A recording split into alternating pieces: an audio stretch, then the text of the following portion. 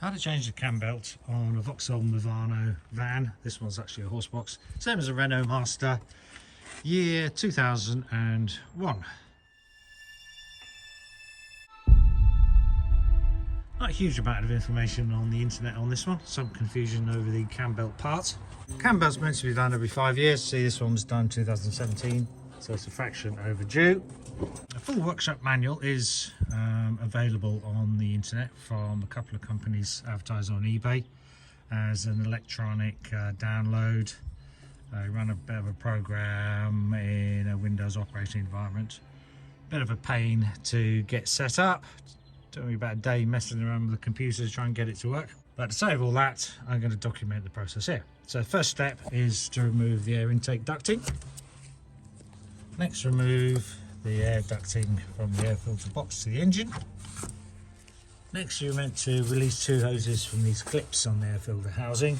You see there's nothing actually attached, so the hoses weren't put back properly where the last cam belt change was done. Next, we'll undo these 2 bolts to remove the air filter housing.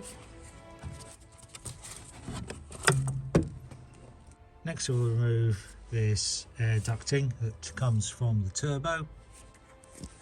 Next, take the oil filler cap off, undo these 2 nuts are on here and lift off this acoustic cover, which reveals the timing belt. Looks like it could do with a change, but it is tight enough at least.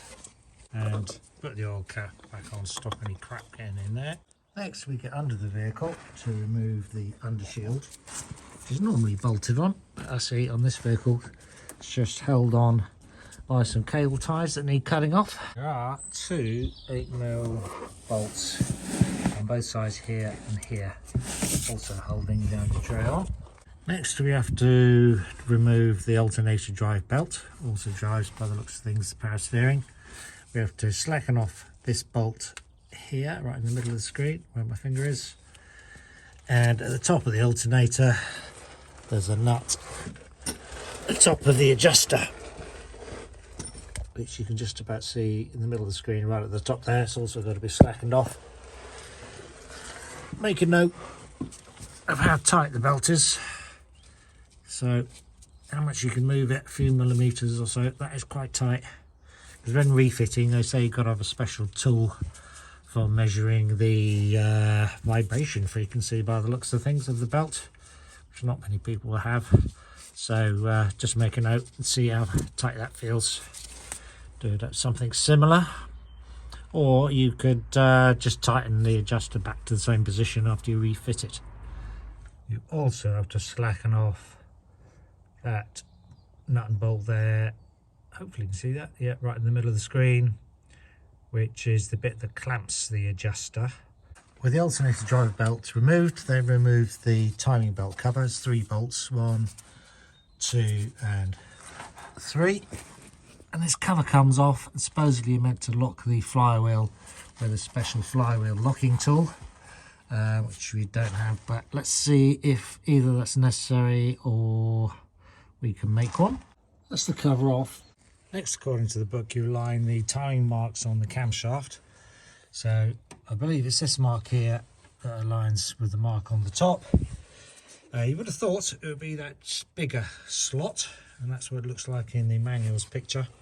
But according to where the timing pin fits in, and the timing pin, special tool you fit in the for locking the flywheel, and for that I've used a hex key, goes in that slot there. The picture in the manual again is incorrect because it has a manual clutch slave cylinder on it. This is where the timing pin fits in. And get the biggest hex key that you can fit in there. Hopefully that'll hold the flywheel. And the point of that is so we can then undo the nut on the crankshaft pulley. I guess the flywheel locking tool is the double up method of locking the flywheel. Let's see if just the pin will hold it. And for undoing those high torque nuts, an impact wrench is pretty useful. And that's the flywheel washer off, and you can see somebody's already marked on a piece of paint for the correct timing alignment, so we know we're in the right spot. Then we've got to take the cover off to fully expose the timing belt. And what we'll do is mark up the old belt with spots of paint all the way around it to make sure we get good timing alignment. Do it on that large pulley there, which is the injection pump, and the crankshaft, and the camshaft sprocket, and the belt. Then when we remove the belt, we'll move over the paint marks to the new belt as a double check that everything aligns up correctly. Then you have to release the tension on the timing belt by pushing back on the tensioner. So lever it with something, and then they say to put a U-shaped nut, which you're meant to cut and make, over that end to keep it out. But what's probably easier is just to clamp it with a mole grip, like so, and then we can remove the belt. A note here, I've put a hex key in the timing hole for the diesel pump to lock that in position and to check you've got the correct timing. So I've got it marked up, don't forget, with bits of paint spots all around it. And we can just slide it off, hopefully. Let's get it off this one first. Then it's just a matter of refitting the new belt and new pulleys optionally. Make sure all the timing marks, the paint marks line up as before. It's easier to take that pulley off, the tensioner pulley, fit the belt in the right place. By the book it does say there's an additional bolt or nut to lock the diesel pump in the right position. Didn't really find that necessary. Couldn't see why that was necessary because I've got paint marks to keep the alignment.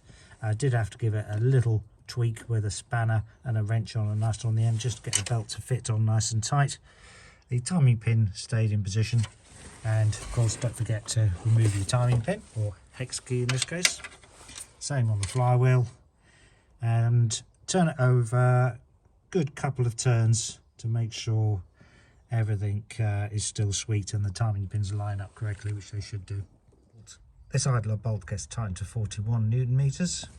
After rotating the engine a few times, it's important to tension up or position the tensioner pulley, and to do that you tighten the nut on top of it, this one here, eventually to 41 Newton meters, but you only tighten it when the locking pin is in the flywheel, or the hex key in this case, and you turn the crankshaft pulley.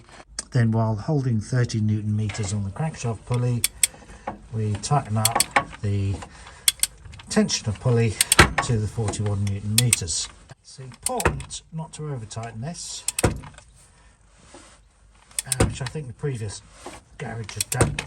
What happened when they did that was the plastic started to splay out and bend, and then you might be able to see there it started wearing against the auxiliary drive belt, which is not a good idea. So I managed to flatten that out with a hot air gun so it's not wearing against the belt anymore. So tighten to 41 Newton meters, also but Loctite 243, as it's fairly critical that doesn't undo and the plastic start flapping around. So all that's left now is to put all the covers back on again. Tighten the pulley to 200 Newton meters. Rather than just relying on the locking pin, you might want to put it in top gear and ask somebody to press on the brake to hold the engine in place, because 200 Newton meters is quite a lot. And don't forget to re-tension the alternator drive belt. Okay, that's it. That's how to fit a cam belt.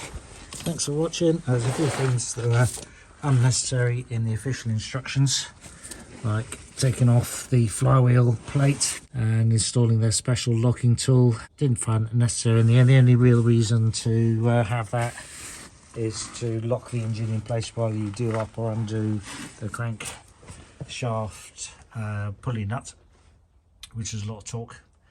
And as I say, the alternative to that is to press the brakes while it's in gear. And then the proof is, does it start or not? It starts. So good luck with yours, and thanks for watching.